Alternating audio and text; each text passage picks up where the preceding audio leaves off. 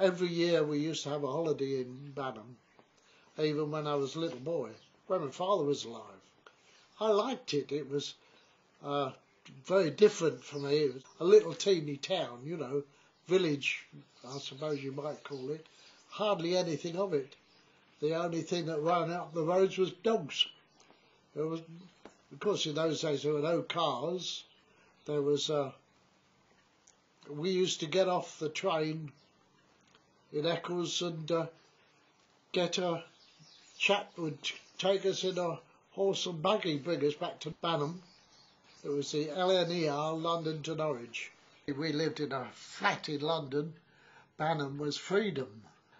You were supposed to stay on the footpath. They used to tell you the farmer will shoot you, but well, we wandered all over the place. I mean, there was lovely spots and woods and all sorts of things where you could go. And then, of course, once my father died, we weren't too well off anyway, so going down there must have been a treat. Yeah, often think of those days, though. Coming up from Kenning Hall, when you get through Kenning Hall, you pass where there was a mill, Barker's Mill, and then you come up to where Lutkin's farm was. Then a little way up was the 4 cottages, and then round the corner was the little grocery shop, Miss Kemp's, or Mrs. Kemp, I forget, and the public house, and then the Brickyard, where all the men worked there. They used to make bricks. Your grandfather used to make drain pipe. The next one used to make bricks like house bricks. The next one made, because in the cottages you didn't have wooden floors, only upstairs. Downstairs was, we called them pammets. They were big squares that used to be in the cottage floor. They were made in the brickyards. Gran used to have to put coconut on that floor. You couldn't have carpet. 12-inch pammets. Pammets? Yeah, sorry, pammets. Yeah, we took those out and concrete the floors. What were the pammets about? I mean, we don't understand pammets. Pammets, they're square. Yeah. We can get them in foot or 9-inch square. Yeah. About 1.5 inches, 3/4 thick. Down in Norfolk, it was you could buy a rabbit for 6pence. The people went out and poached them, and my grandmother used to do her own skinning and all the rest of it, and we would have rabbit for rabbit pie or something like that. Where my grandmother lived, there was only one shop, but they didn't sell rabbits. If you wanted a rabbit, you got one of the local lads to catch one, and you paid him a tenner for it. She told me she used to sit up till 2 o'clock in the morning making us dresses and things. No shops much to go and get anything. She had all us girls, and she made our dresses and always looked nice, especially when we went to an anniversary at the Sunday school. And when the elder girls went to London to work, they used to send us hats down. They'd put in a big box, perhaps 2 or 3 hats, with all little wreaths of buttercups and daisies and that down, and we all had a nice hat to go to the anniversaries.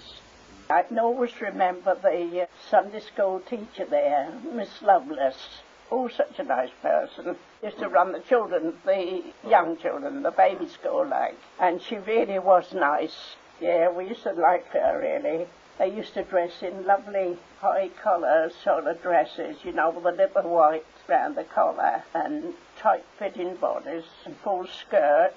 I can almost see her now and her hair done back, Miss Lovelace. They never did anything on Sunday. They wouldn't fetch a pail of water on Sunday. That was always fetched.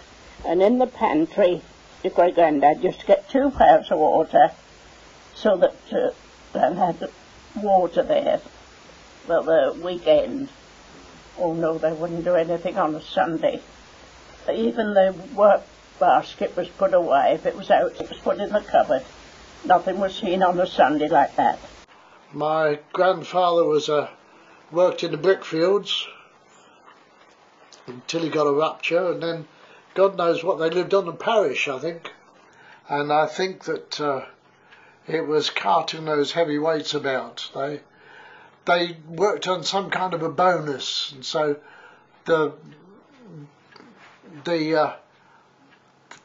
it was a funny system. They used to get these really great things full of wet clay and then leave it to dry a bit before they made it. They were mostly making pipes, but it was carting them, moving them to a drain, and then there was a hole in the ground where they climbed down and did things. So horrific business for people to do by hand.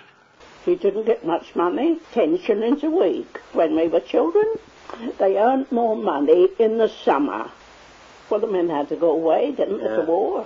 Well, not Grandad, he's too old, but most of the young ones had to go to war, so they couldn't run the brickyard. In my memory, I just remember him sitting in the corner, like an old man. I remember him being downstairs and sitting in the chair by the hearth, but later on in life he didn't move a lot. He made drain pipe, and when I was a child I used to go up and help him, used to plug them when they put them on the shelves. I used to plug them so that they had a soft, they were all finished off. It was like an acorn thing in a tin, kept the water in, and you'd take that out and then go along and go like that, very, very careful, so that it didn't break the side. We used to go around like that, just plug them round to make them smooth. When we took them from the machine that Grandad had, we take them like with rolling pins, put them like that too, and then put them on the shelves. And then after we got them all on, then we plugged them. Then they'd stay there till they dried. Then they had to go into such a big kiln and be burnt, what they call burnt. And they used to do that at night time. And sometimes I used to go down there when I was trying to take their supper. But then, of course, during the war, that was all closed up because all the young men went to war. Used to see in the bars, I've seen something like that on there. A great big thing that went right the way back. And they used to shovel the coal up and put it all in there, and they used to burn the kilns at night, and they used to fetch it from the stations, I think, on big tumbrils. They're like big carts. They had to go that way to fetch the stuff. Eccles Road Station. Well, there isn't a Garden of Eden there. Yeah, it's over there. Come on. Oh dear, dear. The Garden of Eden used to be tea rooms then? Yeah, that's right. It was open to the public, 6pence. They used to charge people. People used to come for miles around. Yeah? To visit them. They had the man-made all gardens, and, it was really lovely. Give them a cup of tea and let them have a look around the gardens. Who lived here then? Mr. Rout. Mr. Rout. Routs? Yeah. Yeah, I thought so. This was their garden. Yes. Yeah. Yes. And all the apple trees. You forget things, don't you? Yeah. You know. Many apple Very, trees. very nice. Because in those days there were about 13 full-time gardeners that used to look after the garden. There used to be the earth pits and all that where the people were in the brick fields. There was, I think, nine girls and a boy, something like that, brought up in a cottage and had one room downstairs and 2 rooms upstairs. And obviously they weren't all there at the same time, because as soon as they got to be 14, they were put out to service somewhere to work as a slave for somebody else. And they used to bring money home to sustain the rest of them. Once one went to London, they, as soon as another one was 14, they said, give her a fare and I'll meet her at the other end and find her somewhere. Because we left school at 14, didn't we? Yeah. And I went to live on a farm where it was only an old couple, old people. It was very lonely though. But I stayed there sometimes with them. Just a little farm he used to run. He used to have another man there to do lots of things, but the old lady, she was an invalid with crippled rheumatism and that. So I used to do all the cottage for her, clean and do everything. cooking when I was 14. But they were nice people, though. They thought, you know, I was very happy. Well, it was between Banham and Kenninghall. Just a walk each way. I used to earn £1 a week. Sure, that was funny, wasn't it? I used to get all my food there, plenty of good food. And £1 a week, that helped to buy my clothes. I used to give that to Gran. The next farm I went to were children. Yeah. I went and looked after children there. There was a little girl and a boy. And I used to go there and look after children. The cottage was had one room downstairs with a large pantry jutted off from it, and if you went out of the back door, turned right and right again, you were in what they called the shed, backed up to the pantry wall, so it was quite big. And in the shed was a copper and a stove, wood burners. A copper is a boiler to boil your clothes in. I think that it was called a copper because lots of them were made of copper, but this was a brick-built one, and you boil the water and boil the clothes in it. During the week they would use the little oil stoves for just a bit of boiling up potatoes and frying and things like that. And it would only be, she made her own bread. When she baked her bread, she'd bake it in the big oven, and once a week or whatever it was, when she did the washing, it would be done in a copper. But it wouldn't be a regular, everyday thing.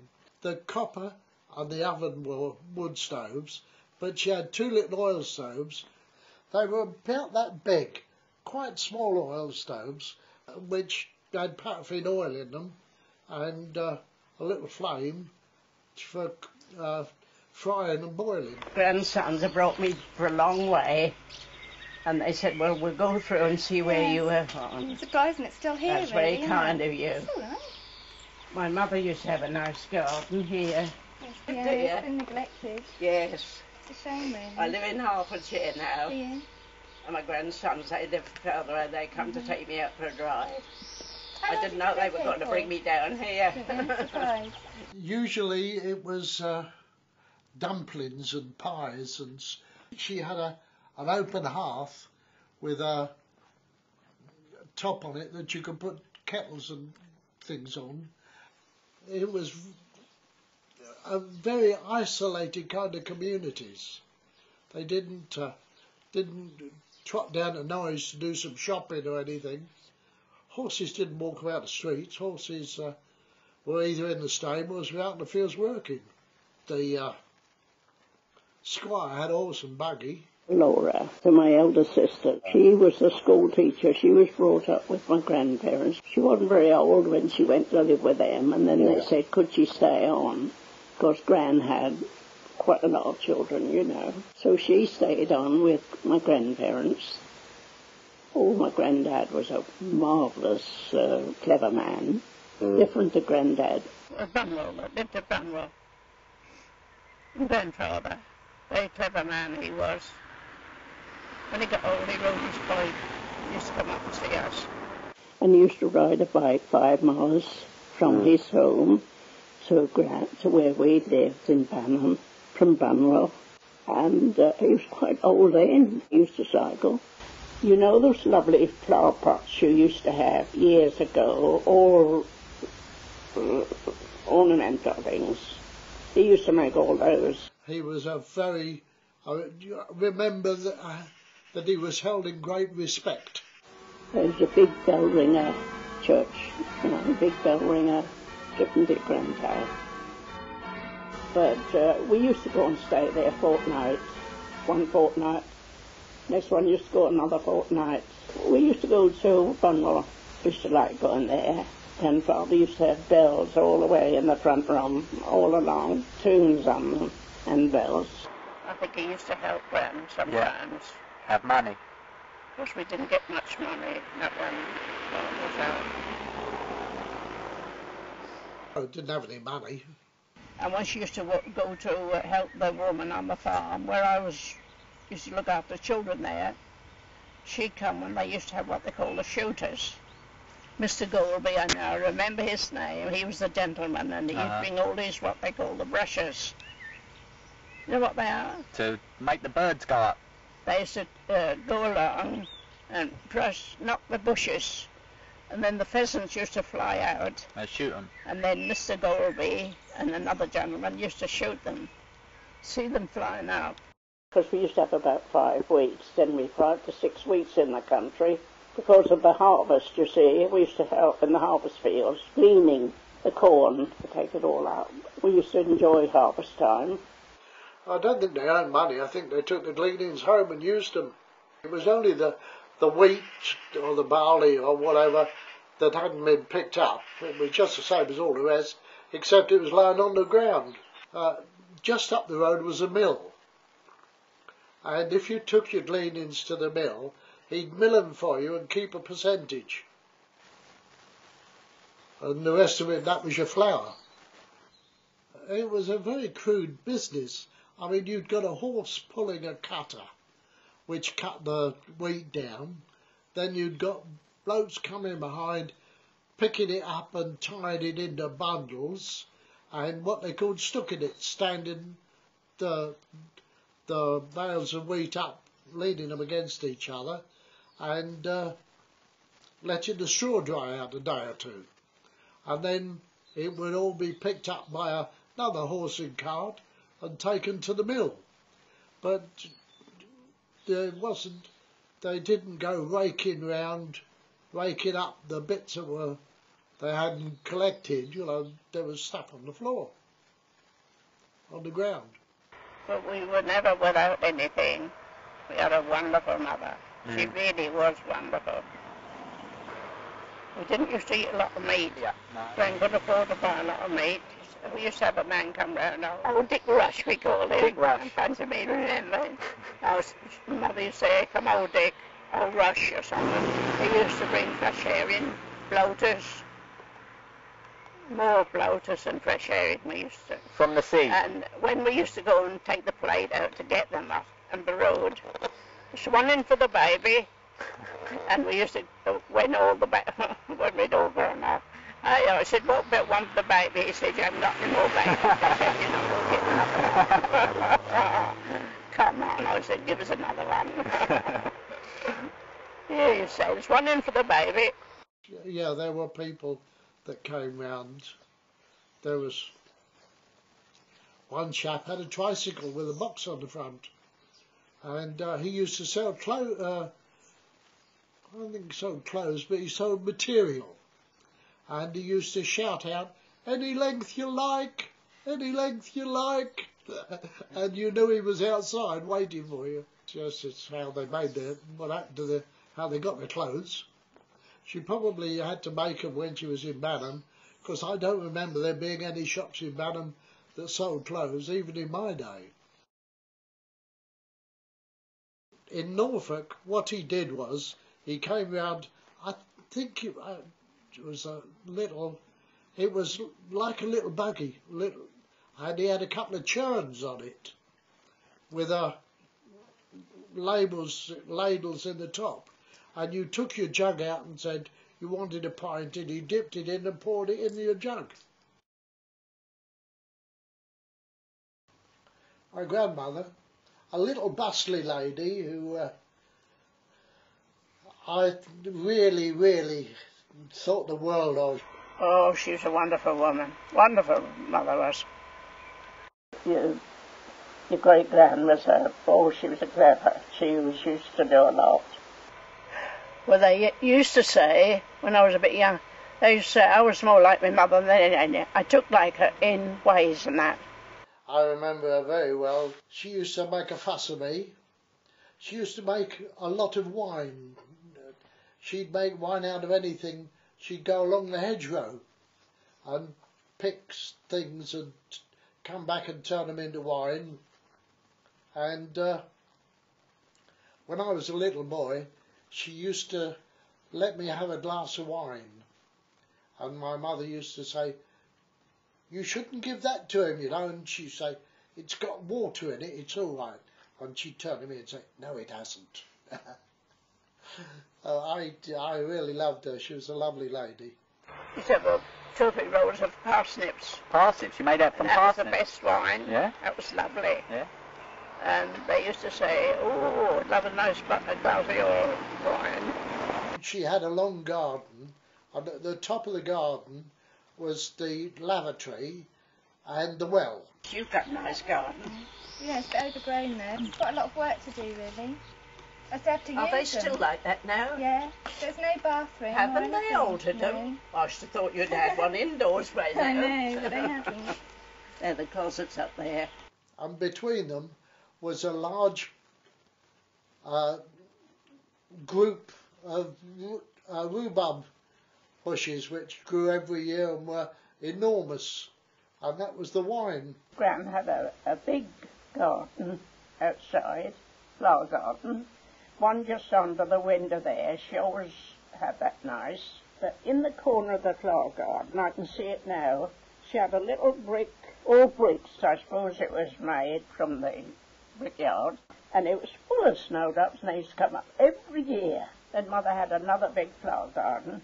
At the back was all chrysanthemums, so they come up really high. And then there was a vegetable garden at the back, potatoes and beans or whatever they wanted. They couldn't buy things then, but they do now. But you grew all your own vegetables, and sometimes if people had too much of their own, if they were on their own, they used to give to Gran, because she had a lot of children, see.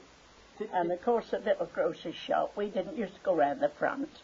We used to cut across the path at the back, to go to the back, and Gran always used to do that Saturday night, do all her shopping.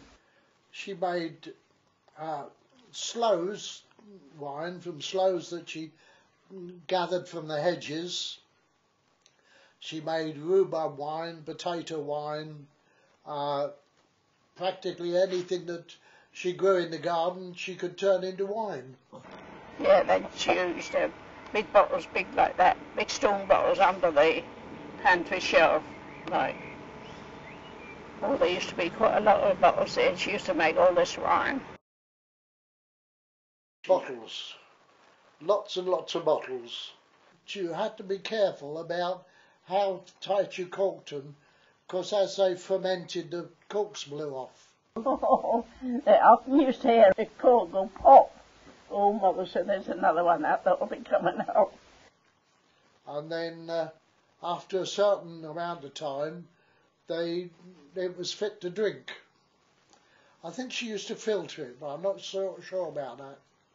But there was this year's lot which you didn't drink, and last year's lot which you did. Used to be jolly nice. And anybody that came in, my father used to say, come on, have a glass of wine. And they all used to have a glass of wine. Come on, Miss Hutton, we'll have one of your glass of wine.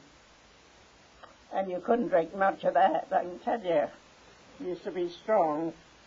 Everything that was useful had to be used, so that the hedgerows were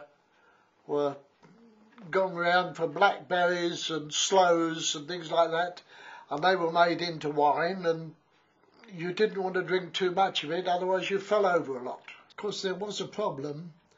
My Uncle Arthur Victor's father, because he was drinking this year's instead of last year's, but I think he mainly drank it because they told him he shouldn't. He was very much regular soldier type, and he'd come out of the army and become a commissionaire, which was a thing ex-regular soldiers were sort of given as a job. And quite amazing, really, because I went up to where he worked, and he worked for a big glass company in the West End. You know, it was their West End offices, and his office in the foyer was bigger than most directors would have. He had an enormous place that he worked in and was sort of in charge of. Yeah, quite interesting, really. what she was doing was using up things. Waste not, want not. And you were only supposed to have one glass, and I was supposed to have half a glass. Your granddad said you'd get drunk and drinking this. He said he was stationed once at Ipswich with some people during the First World War. Mm-hmm. And he said the woman there used to give them some of her homemade wine. Most of the people used to make homemade wine. And he said, some of them got drunk on it. I'll tell you what Gran used to have about the stout. Gran loved her. When we lived in Banham as children, we used to have a man called Lord Woodhouse. And what was the other one? The Tory one. This was the Labour one. We used to shout, going down the roads to school, we used to sing. There was no cars about then. Vote, vote, vote for Lord Woodhouse, chuck old Boyle in the river. Poor Woodhouse is our man, and we'll have him if we can. If we only put a shoulder to the wheel.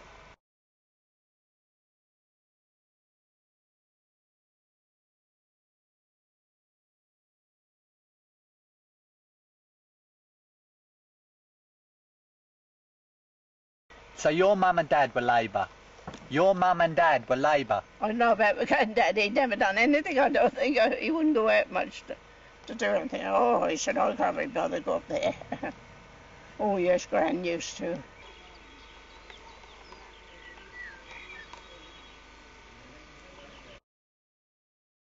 We used to come up here, walk up from the cottage, walk up here in the evening, and we used to go in the house, and the men used to go there, but Dad used to go in because he used to play the piano in there in her front room. When he was younger, he belonged to a club in Loughborough Junction, and they used to challenge him. They used to find all sorts of weird instruments and bring them into the club and challenge him to get a tune out of them, which he always did. He could play anything, and he was extremely good at it. They had a piano, and a lot of the men used to say, can we come in the room and hear him? They had a big place outside where they used to have cider, big, like a barn place, where they used to have cider. The other men used to go. But your granddad and that, we used to go in the house. I remember once, it was before I married your granddad, I went as far as the garden house, only a walk, but quite a step now, and used to stop in there for him because he used to walk from the station to the garden house. I said, and I'll come and meet you at the garden house. And there was a thunderstorm come on. And I thought, oh my goodness me, I hope he don't get caught in the thunderstorm. I wouldn't go home though until it was over. No. This was a big house. And that used to be Mr. Agnew's house there. I don't know who lived there now. That used to be nice. I used to have a job at the little shop. I used to have to bring all her things from a farm that was in the village. I used to take the basket there with the note in when I went to school. And then I used to call at the farm and she'd get it all packed up for me, the butter and that. I used to take it to the little shop where we lived. And then, like Gran, a great-gran, used to get her butter and that. Did you get money for the job? Oh, yes. Tuppence a week. Yeah, tuppence a week. Now, when I stand here, I can visualise it now a bit, but it's not like when we lived here. They've let the things go, you know. It's not so tidy. We used to have the meadows, the fields in front of us, so it used to be nice when we used to look over there. And we used to call that the forest. Oh, when they used to have the huntsmen come, you know, at the halls, Quittenham Hall was right across. We couldn't see it, but we knew, you know, across there. They used to have the huntsmen there. The Gran used to say, come on in and go upstairs and and watch the huntsmen coming across the field. And all the dogs and the huntsmen on red coats and little hats, and the ladies all on side saddle with little bowler hats. And how they kept on there. They come right across the fields, they go across your gardens, right across and right the way around, and the dogs would be following them. We used to like watching them. They didn't care what they did. If they did any damage, then they paid for it.